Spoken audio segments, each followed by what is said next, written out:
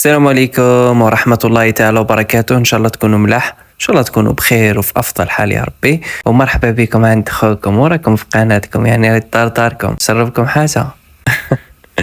المهم خاوتي،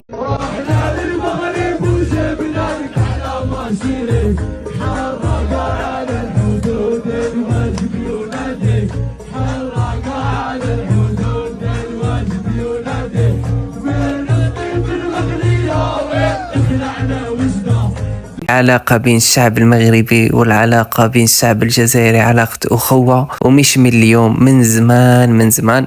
ما تهمنيش السياسة، والشعب المغربي يبقى أخونا، الشعب المغربي يبقى عزيز علينا، وعندنا أصحابنا من المغرب والحمد لله، نعم الناس ونعم الرجال، وتحياتي للمغرب من هذا المنبر. أما بالنسبة للناس اللي حابة تفتن وتدير الفتنة، وش راح نقول لكم؟ هذا الطريق ما راح تديكم حتى البلاصة. إذا تروح تفتن وتبدأ تضرب في المغاربة على جال نسبة قليلة من المشاهدات باش تدخل دراهم، عليك أن تراجع حساباتك، لأنه حساباتك قاع غالطين، لأنه الفتنة اللي راكم تحسبوا فيها سهلة عندها أبعاد خطيرة، يجي نهار وتندم على الشيء اللي راك ديرو خويا العزيز. أما بالنسبة للناس اللي حابة تقوي العلاقة بالشعبين، وش راح نقول لكم؟ واصلوا، لأنه صح الشعب المغربي يستاهل، وخاوتنا وتبارك الله رانا خوا والحمد لله، وربي يقوي سيرة القرابة بيناتنا كما قالها لكم رئيسنا. عايشين معنا لا شيء قال المغاربه.